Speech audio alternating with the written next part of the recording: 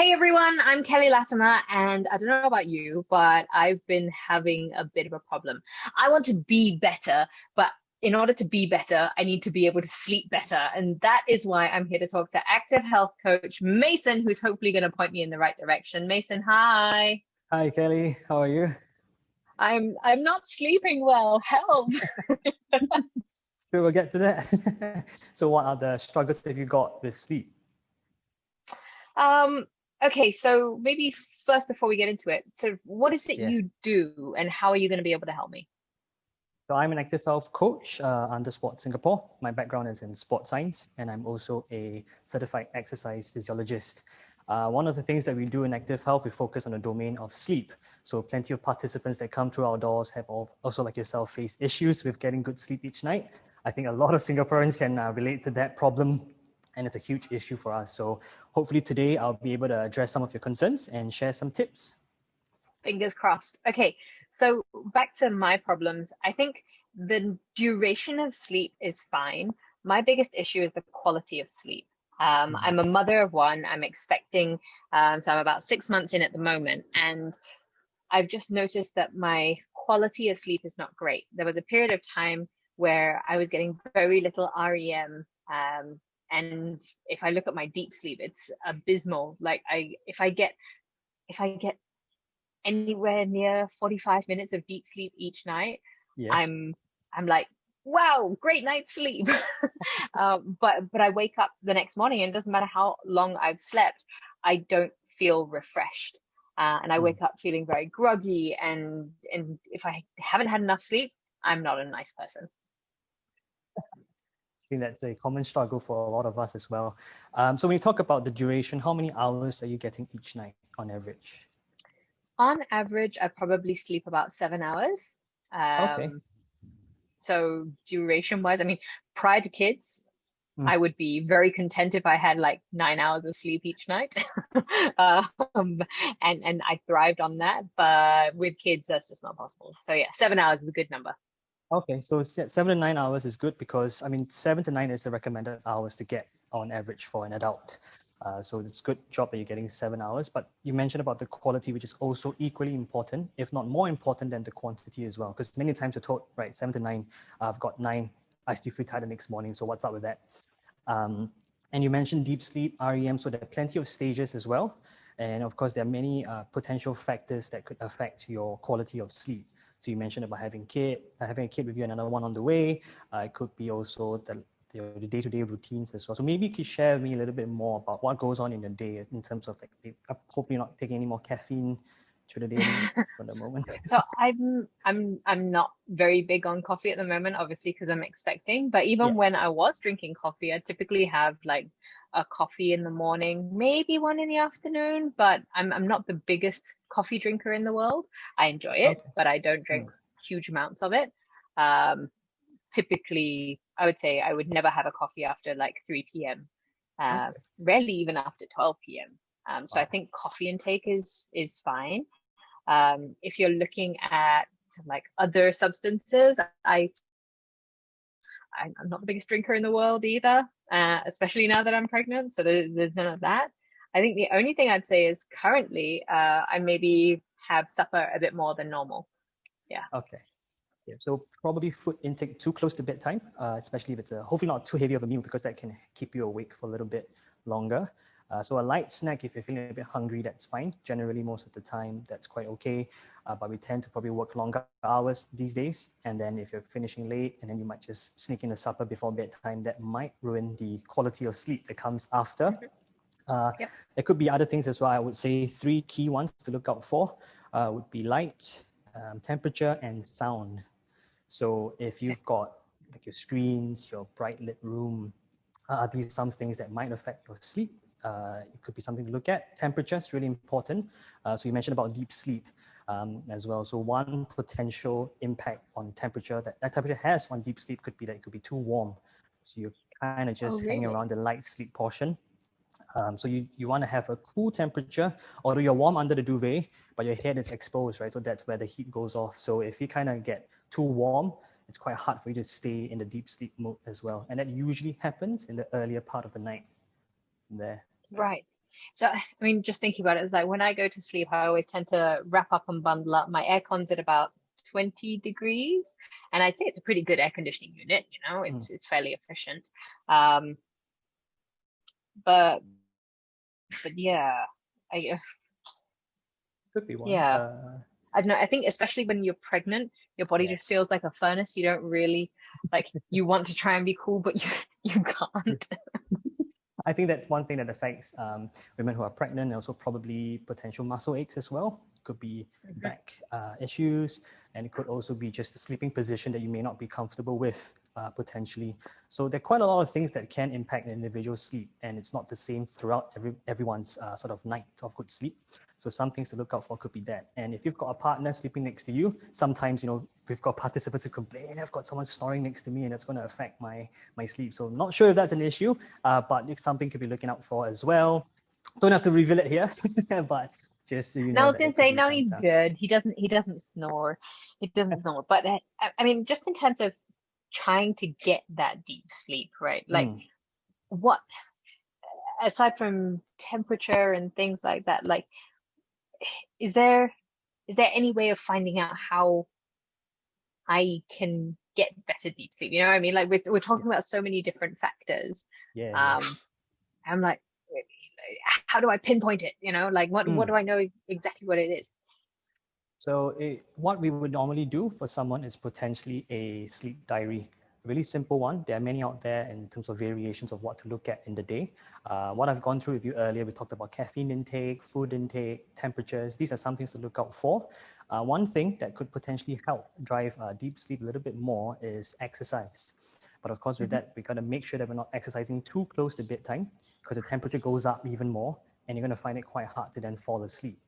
But Yeah. there's a relationship between exercise and sleep. So if someone starts to get a bit more physical activity in through the day, they could potentially reap the benefit at night when they're getting more sleep through that as well. So I think that's one definite issue that you could look at, or one point to look at in terms of getting better deep sleep as well from there. Yeah. And yeah, I'm so I think a definitely sleep not diary getting just, as yeah. much exercise as I was before I was pregnant. So that might be playing a factor. I can understand that. Yeah. Okay. What So it other could be advice do you have for me? stress as Oh. well. If you've got a really busy day and you've got plenty of shoots coming up, you might be thinking a lot about the next day. So one thing that keeps people awake, a lot of Singaporeans as well, is stress and worry. So there is a reciprocal relationship, right? The higher level of stress, the lesser amount of sleep, and the less amount of sleep, the more stressed you feel the next morning. So kind of is a vicious cycle. Plenty of ways to deal with it. So I would say if you have a time before sleeping, right? Maybe you have one for your kid as well. When you give her a bath, you read a bedtime story, you kind of have that whole routine put in place. Have that similar routine and the idea that you have for yourself as well. So it could be your unwinding routine where you kind of de-stress, you write down things to do for the next day, or just really find some outlet for it, and then hopefully that can help. That's really interesting. Like you always talk about routines and bedtime routines for kids, but you never think about actually creating a bedtime routine for yourself as an adult, because there's always so much going on that you just sort of like, bam, bam, bam, bam, bam. Okay, now it's time to go to sleep. And then you hope that you just like conk out. But I read somewhere as well that it's not ideal for you to be able to fall asleep within like 10 seconds. They say that if you fall asleep the moment your head hit the pillow, likelihood is that you're overexhausted, and that's going to impact the quality of sleep as well, right? Yep. So that's actually a telltale sign of someone who is sleep deprived. Generally, if you fall asleep within 10 to 20 minutes, that's normal. If you just hit the pillow and then you're off, or if you are struggling to then fall asleep beyond 30 minutes, right, then those are some signs of poor quality sleep from the night I'm before, like, or just in it's me general. all over. Like I can always just like lie there and like a few moments later, like I pass out. Like that's just me. But I also feel like it's a little bit of conditioning, because whenever I've been on to like early morning shoots or like long days, it's like if you have a half-hour window, or even like parenthood, right? If you have a half-hour window in which to recharge, I will be asleep wherever. You can find me in a corner sitting against a hard rock, and I will close my eyes and I will fall asleep. But then, yeah, like you said, it's obviously just a sign that I'm not getting the sleep that I need, right? Yeah, but as a parent, I think one tip that we usually share is to try and get sleep.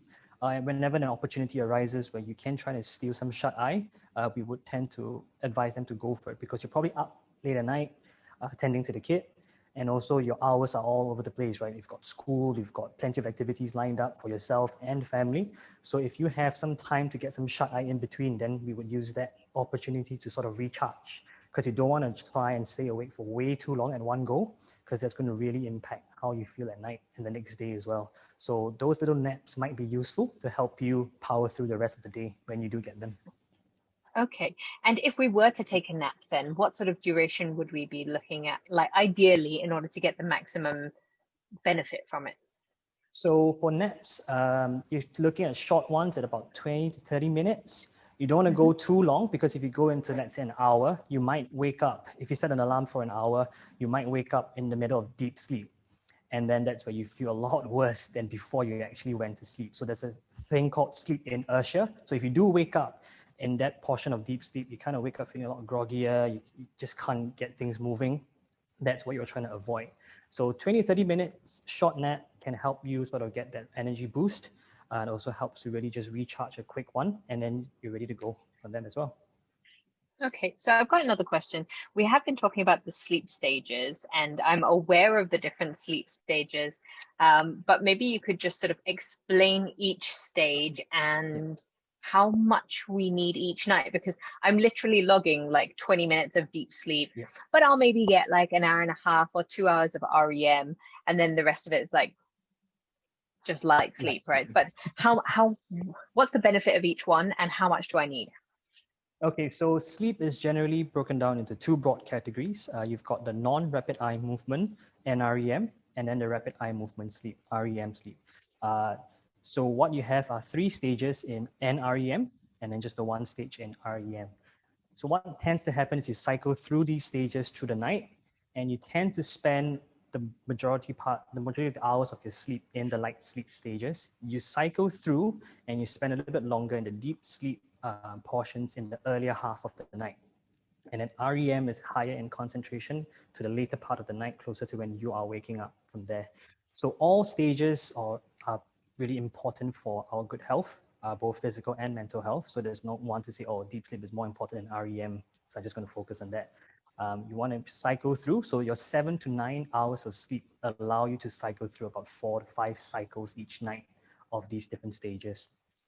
Deep sleep, generally, people would associate it more with the body. So this is where your growth hormones are released, your blood pressure, your heart rate is all at its lowest point. And it kind of allows also the brain to sort of flush out the toxins that we've got. And then for REM sleep, it's usually when the most vivid dreams happen. And both NREM and REM are needed. More research are being done to show that there's a link between these two for memory consolidation as well. So this is what happens. And when you get enough REM sleep, it also helps to boost your creativity, your thinking aspect as well. Light sleep is where you tend to kind of just doze off. That earlier stage kind of feels like that. So you can be woken up quite easily. And in terms of deep sleep, you probably won't.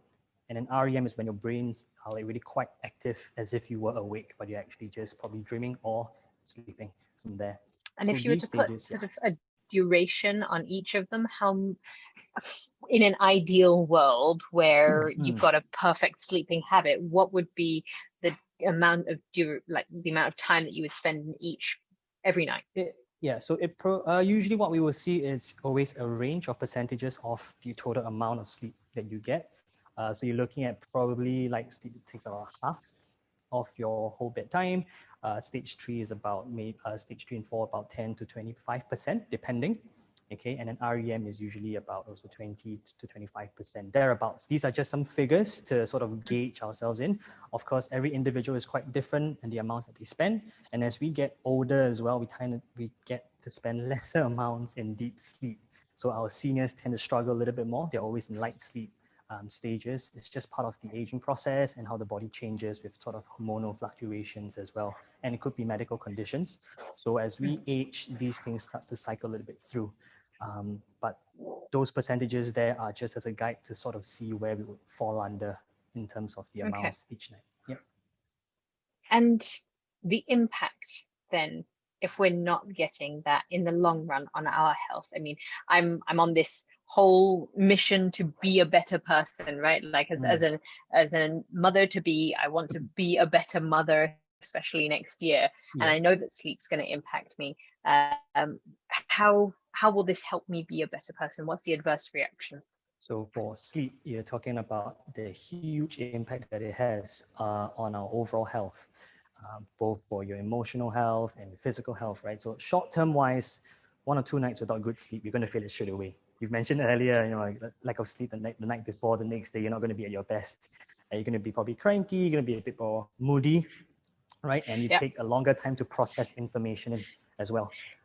And talk about longer term, you know, the sleep deprivation has many links towards other chronic health conditions, you know, type 2 diabetes, obesity, hypertension. People are finding more and more links to these issues the longer term. Because think about it, right? If you talk about weight issues that leads to further excess body fat, and then your chronic health issues, which kind of stem from these excess sort of unhealthy weight gain, you know, if you're not getting enough sleep, you're probably not going to want to exercise. And then studies have also found that when we don't get enough sleep, we tend to crave for more unhealthy snacks. And it's also the hormonal regulations as well. We kind of crave for more food, and we need a lot more to feel full. So that's really quite a vicious cycle. You need more to feel full, and you start to crave a lot more. So health issues down the road, you know, these are high risks that you're looking at. And of course, immediate ones, we talk about accidents, right? Micro sleeps, if you're so sleep deprived, and what studies have found is if someone who has been awake for about 18 hours straight, thereabouts, they kind of replicate the traits that you would see in someone who is legally drunk.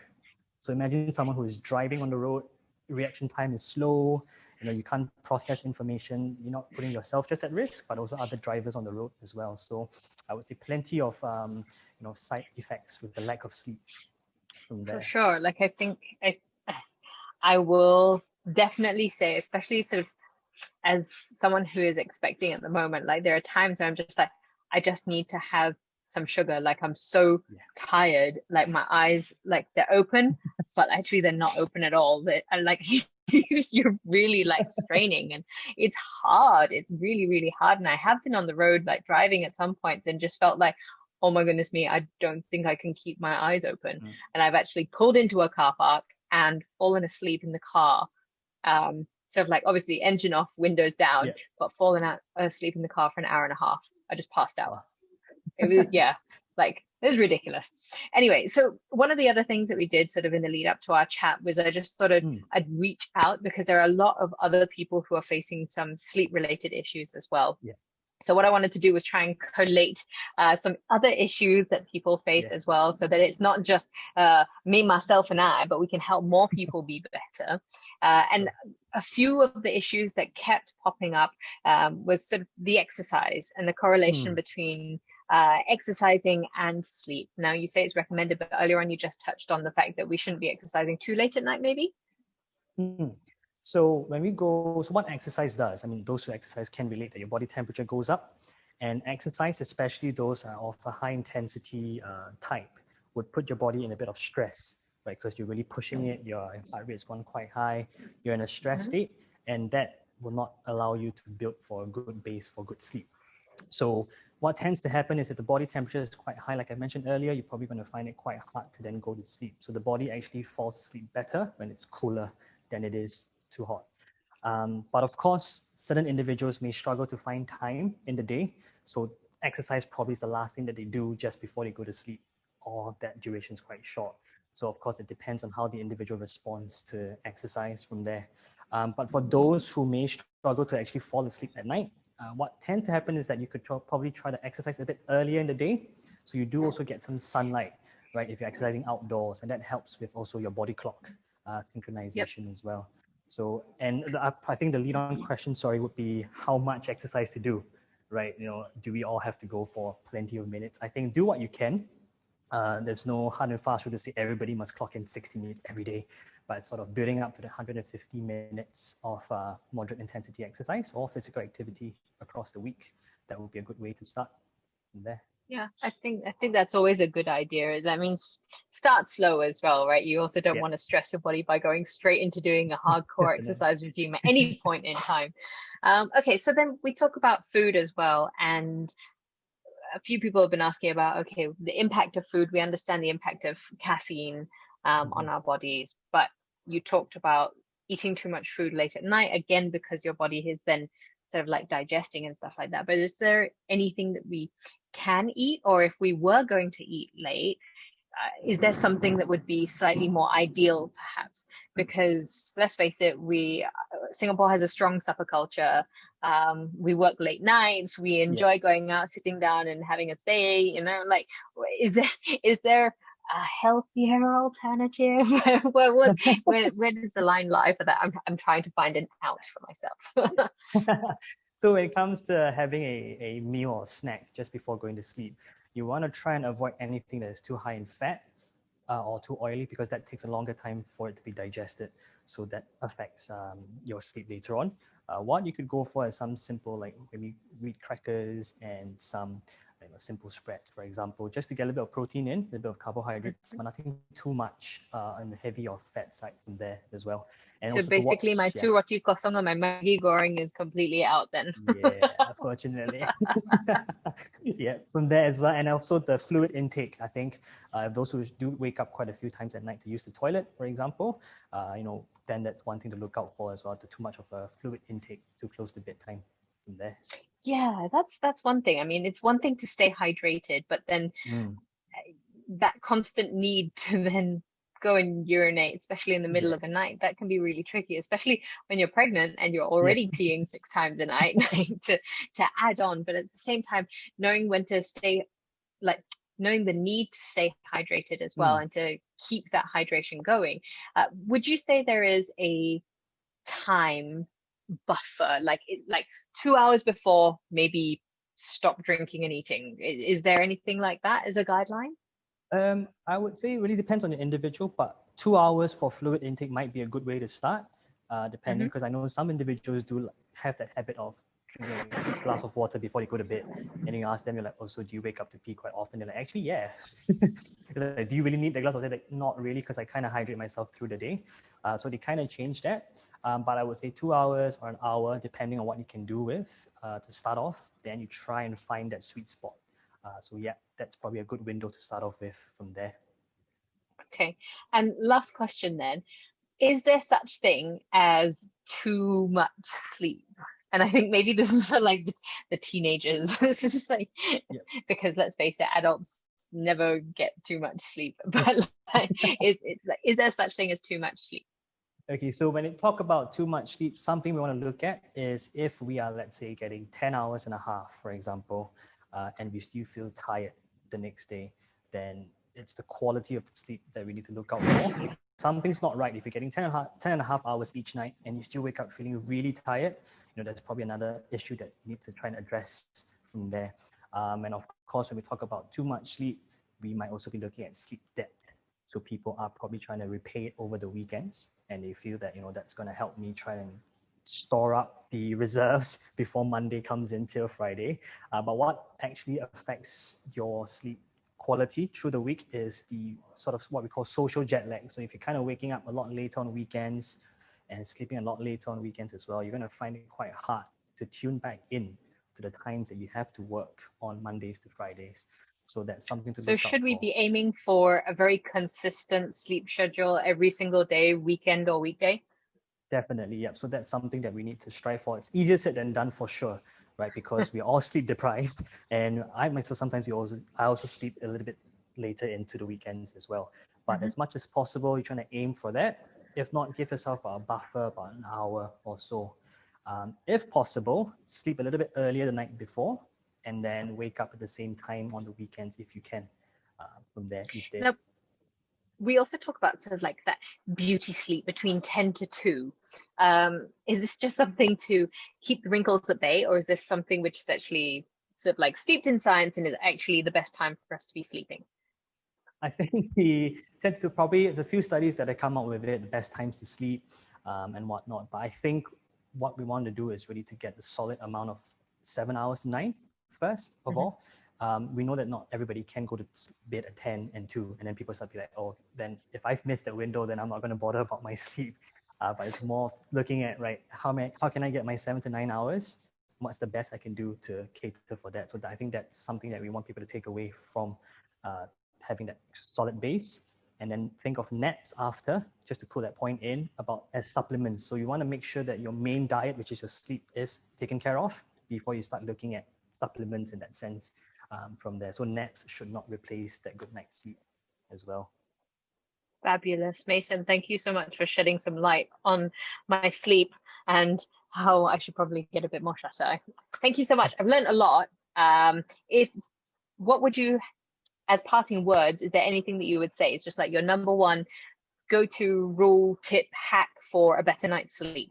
What would it be? Oh, I think to really prioritize sleep in the day and make time for it as well. That is really important. Make time for sleep.